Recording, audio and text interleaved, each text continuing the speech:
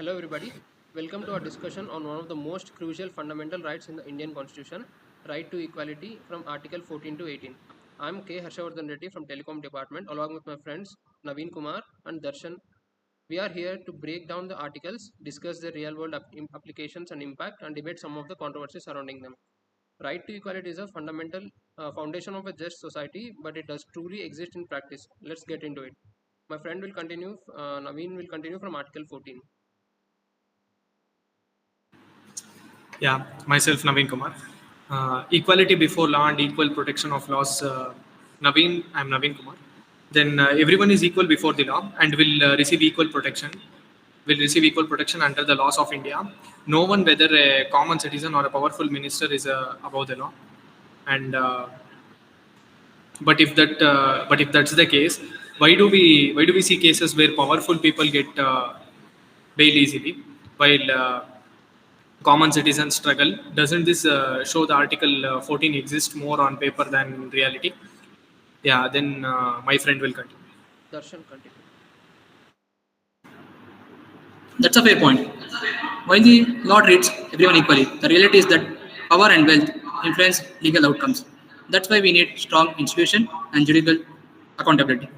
Next, coming to the Article 14. Article 14 allows us the reasonable classification, meaning the government can treat different groups differently. And this can be told with an example that tax slabs are different for different income levels, and reservations exist for backward communities. Right, but that doesn't make sense contradict equality before the law. How can treating people differently be called equality?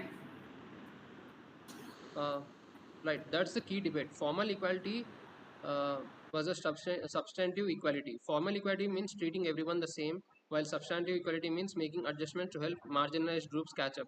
Without affirmative action, inequality would remain. Now, Naveen, start with Article 15, prohibition of discrimination. Yeah, Article 15 prohibits discrimination on grounds of religion, race, caste, sex, or place of birth. This means no one can be denied access to public places like shops, restaurants, and or wells based on these factors. Yeah.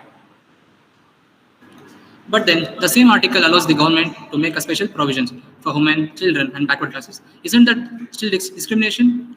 Yeah, Yeah, Asha. there's a discrimination between positive discrimination and negative discrimination. The goal of these provisions isn't to oppress any group, but to correct historical injustices and ensure fair opportunities. For example, schemes like free education for girls or reservation for SC or ST students in colleges fall under this category. But shouldn't that the merit decide who gets the opportunities, not their caste or gender? Many people argue that reservations sometimes benefit the already privileged among backward classes, while leaving out truly disadvantaged people. That's a genuine concern. Maybe a better approach is to ensure reservations benefit only those who need them rather than just based on caste alone. This is why concept of the creamy layer was introduced in OBC reservation. Now Article 16 will give a more insight about this topic, equality of opportunity and public employment. Naveen? Yeah, the equality of opportunity in public employment. This ensures that everyone has an equal opportunity in government jobs and public employments. But it allows reservations for scheduled caste, scheduled tribes, and other backward class. So it's truly equal. Yeah. No, this is one of the most debated topics. On one hand, reservations help historically oppressed communities gain fair representation. On the other hand, some argue that it reduces opportunities for meritorious candidates from the general category.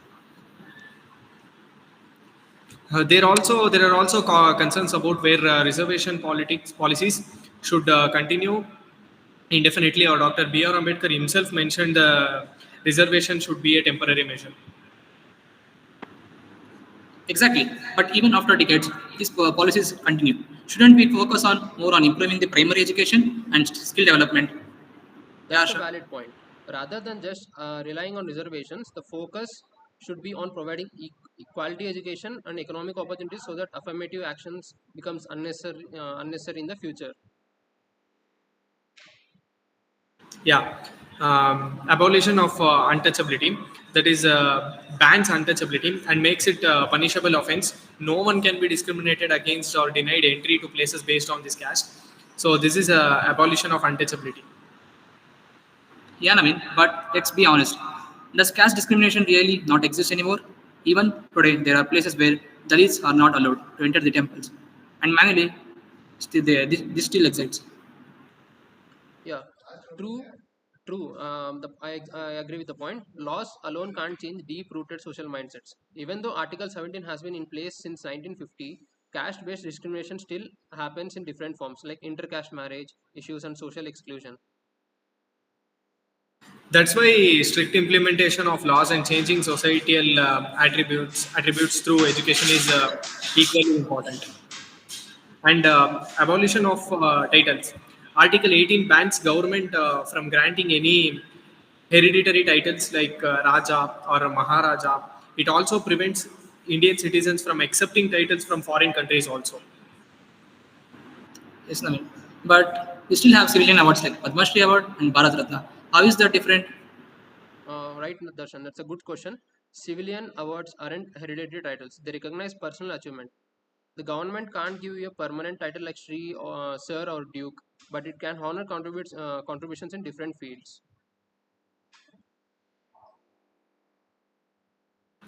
Yeah, also freedom fighters refused birth titles before independence. For example, Mahatma Gandhi returned his Kaiser High Hind medal in protest against British politics.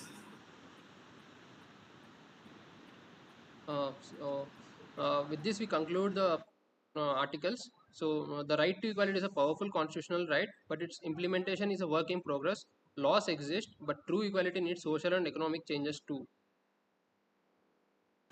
Then also affirmation action helps bridge inequalities, but should we continue reservations indefinitely or shift towards economic based support?